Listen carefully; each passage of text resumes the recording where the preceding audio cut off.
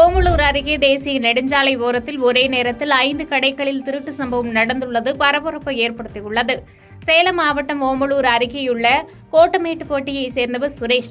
இவர் புளியம்பட்டியில் தேசிய நெடுஞ்சாலை ஓரமாக பேக்கரி கடை நடத்தி வருகிறார். இந்த கடையின் மேற்கூரையை உடைத்து உள்ளே புகுந்த மர்ம நபர்கள் கல்லாப்பட்டியில் இருந்த 15,000 ரூபாயை திருடி சென்றனர். மேலும் மற்றொரு மீன் கடையில் இருந்த 800 ரூபாய் பணத்தையும் திருடி சென்றுள்ளனர். இதேபோன்று மளிகை கடை, டீ கடை, மீன் கடை என 5 கடைகளில் அடுத்தடுத்து புகுந்து கடையில் பணம் மற்றும் பொருட்களை திருடி செல்லும் சிசிடிவி காட்சிகள் வைரலாக பரவி வருகிறது. இதுகுறித்து கடை உரிமையாளர் சுரேஷ் உள்ளிட்டோர் ஓமலூர் காவல் நிலையத்தில் அளித்த புகாரின் பேரில் ஓமலூர் போலீசார் வழக்கு பதிவு செய்து விசாரணை நடத்தி வருகின்றனர்.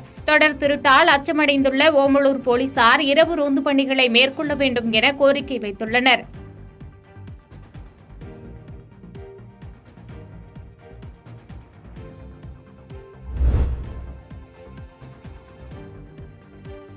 மின்கசிவின் காரணமாக மரக்கடையில் தீ விபத்து ஏற்பட்டு 50,000 மதிப்பிலான பொருட்கள் எரிந்து சேதமானது. வேலூர் மாவட்டம் காட்பாடி அடுத்த மெட்டுக்குளம் பகுதியில் வேலூரை சேர்ந்த ராஜ் பட்டேல் என்பவருக்கு சொந்தமான மரக்கடை செயல்பட்டு வருகிறது. இந்த நிலையில் கடையில் எதிர்பாராத விதமாக தீ விபத்து ஏற்பட்டுள்ளது. இதுகுறித்து தகவல் அறிந்து அங்கு சென்ற கடை உரிமையாளர் காட்பாடி தீயணைப்புத் துறையினருக்கு தகவல் தெரிவித்தார். அதன் பேரில் சம்பவ இடத்திற்கு சென்ற தீயணைப்புத் துறையினர் தீயை கட்டுக்குள் கொண்டு வந்தனர். இந்த சம்பவம் குறித்து போலீசாரின் முதற்கட்ட விசாரணையில் மின்கசிவின் காரணமாக இந்த தீ விபத்து ஏற்பட்டுள்ளது என்று தெரியவந்தது. இருப்பினும் காட்பாடி காவல்துறையினர் வழக்கு பதிவு செய்து விசாரணை மேற்கொண்டு வருகின்றனர்.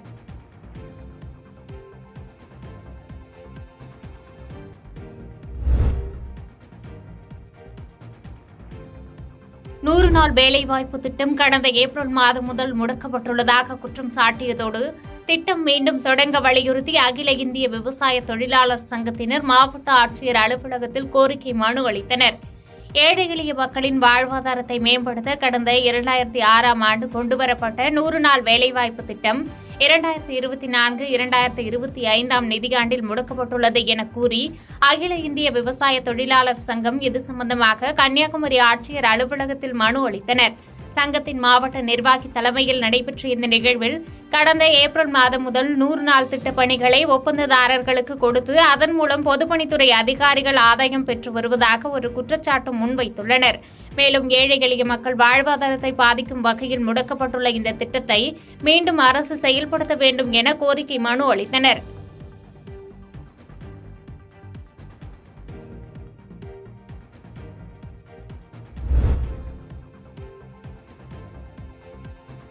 ஒரகடம் அருகே கோயில் உண்டியலை உடைத்து தங்க நகைகள் மற்றும் வெள்ளி கிரீடம் கொள்ளை போனது தொடர்பாக போலீசார் வழக்கு பதிவு செய்து விசாரணை நடத்தி வருகின்றனர். காஞ்சிபுரம் மாவட்டம் ஒரகடம் அருகே பணப்பாக்கம் கிராமத்தில் ஸ்ரீ முனீஸ்வரர் ஆலயம் அமைந்துள்ளது. இந்த கோயிலில் வருடம்தோறும் 20,000 உண்டியல் காணிக்கையாக கிடைக்கும். இந்த நிலையில் கோயில் உண்டியல் உடைக்கப்பட்டும் கோயிலில் பீரோவில் இருந்த 2 சவரன் தங்க நகைகள் மற்றும் வெள்ளி கிரீடம் திருடப்பட்டுள்ளது. சம்பவம் குறித்து கோவில் நிர்வாகிகள் அளித்த தகவலின் பேரில் ஒரகடம் போலீசார் வழக்கு பதிவு செய்து விசாரணை நடத்தி வருகின்றனர். இந்த நிலையில் பால் முனீஸ்வரர் ஆலயத்திற்கு மிக அருகில் உள்ள போலீஸ் பூத் 24 மணி நேரம் பூட்டப்பட்டிருப்பதாகவும் ஒரகடம் போலீசார் ரோந்து பணியில் ஈடுபடாததே திருட்டு சம்பவத்திற்கு காரணம் என அப்பகுதி மக்கள் குற்றம் சாட்டியதோடு போலீஸ் பூத்தில் போலீசார் நியமித்து 24 மணி நேரமும் கண்காணிப்பில் ஈடுபட வேண்டும் என்று கோரிக்கை எழுந்துள்ளது.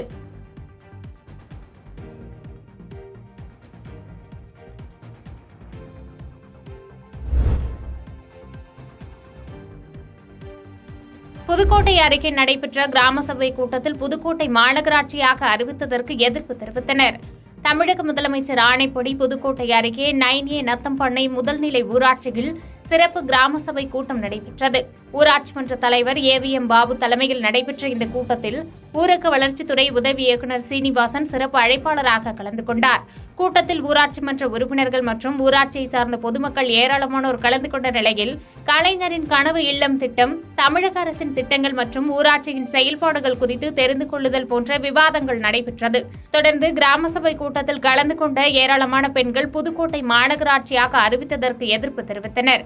மேலும் மாநகராட்சியாக அறிவித்துள்ள நிலையில் 100 நாள் வேலைவாய்ப்பு திட்டம் ரத்தாகும் மற்றும் பல்வேறு நலத்திட்டங்கள் கிடைக்காது என்று குற்றம் சாட்டினர்.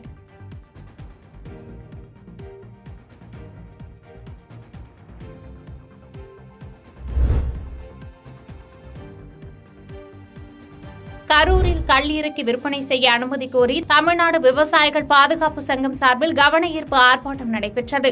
கரூர் மாவட்ட தமிழக விவசாயிகள் பாதுகாப்பு சங்கம் சார்பில் கரூர் தலைமை தபால் நிலையம் முன்பு கள்ளச்சாராயத்தை தடுக்காத தமிழக அரசை கண்டித்தும், தமிழ்நாட்டில் கள்ளச்சாராயம், டாஸ்மாக் சரக்கு மரணங்களை தடுத்திட கேரளா, கர்நாடகா, ஆந்திரா, பாண்டிச்சேரி போன்ற அண்டை மாநிலங்களைப் போல தமிழ்நாட்டிலும் கல்லிறக்கி விற்பனை செய்ய அனுமதிக்க கோரி கவன ஈர்ப்பு ஆர்ப்பாட்டம் நடைபெற்றது. மேலும் தமிழகம் முழுவதும் உள்ள டாஸ்மாக் கடைகளை மூட வேண்டும் எனவும், தமிழ்நாட்டில் கல்லிறக்கி விற்பனை செய்ய அனுமதிக்க வேண்டும் என்று கோஷங்கள் எழுப்பி 20க்கும் மேற்பட்ட விவசாயிகள் ஆர்ப்பாட்டத்தில் ஈடுபட்டனர்.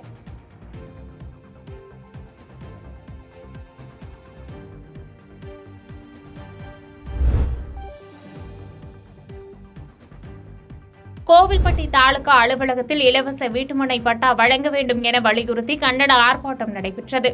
தூத்துக்குடி மாவட்டம் கோவில்பட்டி அருகே உள்ள மதித்தோப்பு கிராமத்திற்குட்பட்ட கணேஷ் நகர் மற்றும் ராஜகோபால் நகர் பகுதியில் சுமார் 1000க்கும் மேற்பட்ட குடும்பங்கள் வீடு கட்டி குடியிருந்து வருகின்றனர். அவர்களுக்கு கடந்த 2021ஆம் ஆண்டு குடியிருப்பு ஆக்கிரமிப்புகளை வரைமுறைப்படுத்தும் திட்டத்தின் கீழ் 330 நபர்களுக்கு இலவச வீட்டுமனை பட்டா வழங்கப்பட்டது.